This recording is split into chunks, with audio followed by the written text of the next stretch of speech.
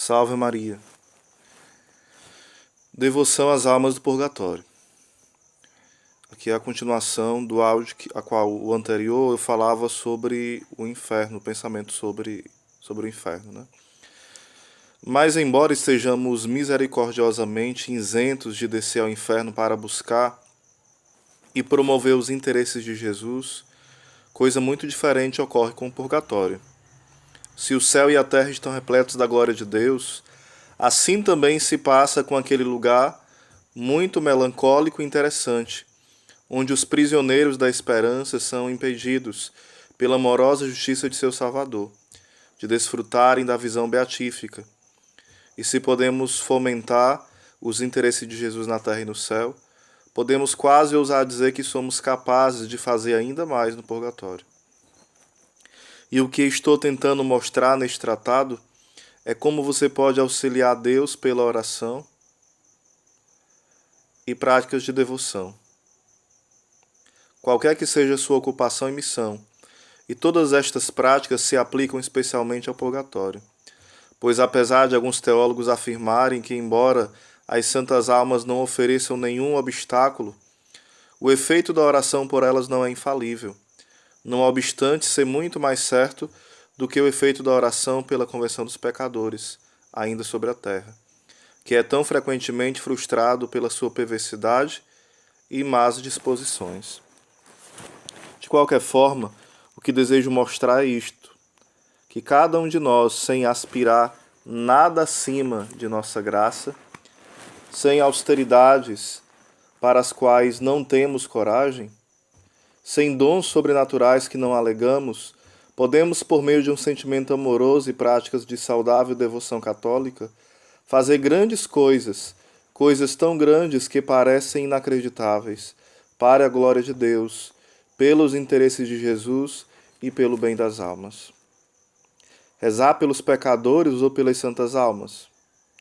Estarei eu deixando o assunto muito incompleto, se não considerasse com certo detalhe a devoção às santas almas no purgatório, e tratarei não tanto de práticas particulares, que podem ser encontradas nos manuais, mas do espírito da devoção mesma. Rossignoli, em seu livro Maravilhas de Deus no Purgatório, que ele descreveu a pedido do beato Sebastian Walfre, do Oratório de Turim, descreve dos anais dominicanos o interessante debate entre dois bons frades acerca dos respectivos méritos da devoção à convenção dos pecadores e da devoção às santas almas. Irmão Bertrando era um grande defensor dos pobres pecadores, celebrando constantemente missas para eles e oferecendo todas as suas orações e penitências para obter-lhes a graça da conversão. Os pecadores, ele dizia, sem a graça, estão num estado de perdição. Espíritos maus estão continuamente lhes tramando emboscada para privá-los da visão beatífica e carregá-lo para os tormentos eternos. Nosso Senhor desceu do céu e morreu a mais dolorosa morte por eles. Que trabalho pode ser mais elevado que imitá-lo e cooperar com ele na salvação das almas? Quando a alma é perdida, o preço de sua redenção é também perdido. Ora, mas as almas no purgatório estão salvas. Elas estão seguras de sua salvação eterna. É verdade que estão jogadas no mar de dores, mas elas estão seguras de saírem de lá em algum momento. Elas são amigas de Deus, ao passo que os pecadores são seus inimigos. E ser inimigo de Deus é a maior miséria da criação. Irmão Benedetto era igualmente um defensor entusiasta das almas sofredoras, ou seja, das almas do purgatório. Ele oferecia a elas todas as suas missas livres, assim como suas orações e penitências. Os pecadores, ele dizia, estão presos pelas correntes da sua própria vontade. Poderiam abandonar o pecado se desejassem. O jugo foi de sua escolha, ao passo que os mortos estão de mãos e pés atados contra sua vontade, nos mais atrozes sofrimentos. Caro irmão Bertrando, diga-me, falou Rosignoli.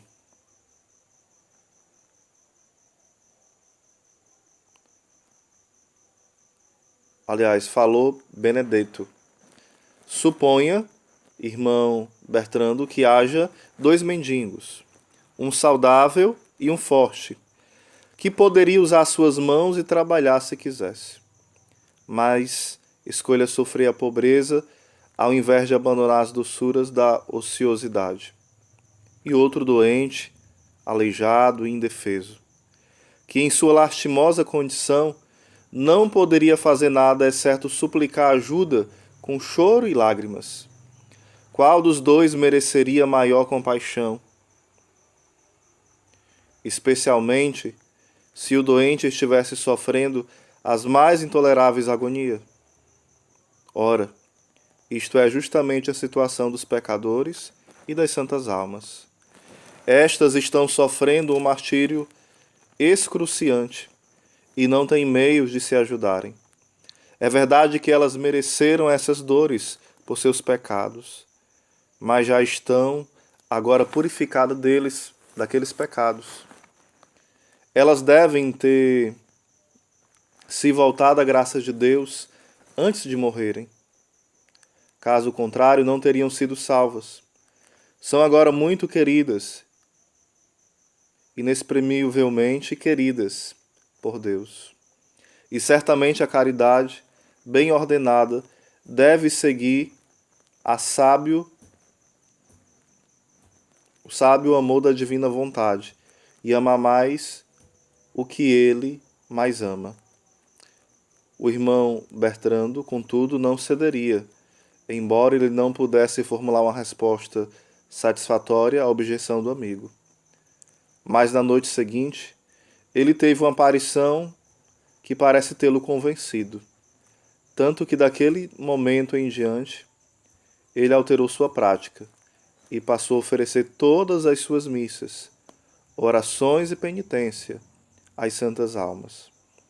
Parece que a autoridade de Santo Tomás pode ser citada em apoio ao irmão Benedetto, quando ele diz: rezar pelos mortos é mais aceitável que pelos vivos, pois os mortos estão em grande necessidade disso e não podem se ajudar como podem os vivos. A experiência de Santa Teresa de Ávila em relação a essas questões.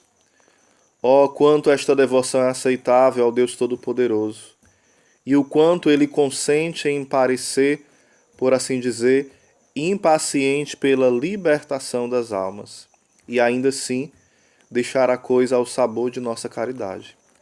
Nos é ensinado pela incontestável autoridade de Santa Teresa. No seu livro As Fundações, ela nos conta que Dom Bernardino de Mendonça lá deu uma casa com jardim e vinha para servir de convento em Valladolid.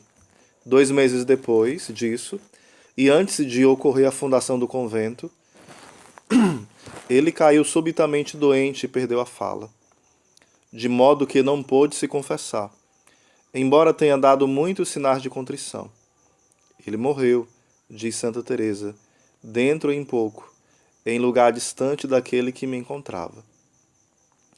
Disse-me o Senhor que a sua salvação estivera muito arriscada e que tinha usado de misericórdia com ele por causa do obséquio feito à sua mãe, dando aquela casa para o mosteiro de sua ordem, mas que não sairia do purgatório enquanto não se celebrasse a primeira missa nesse convento.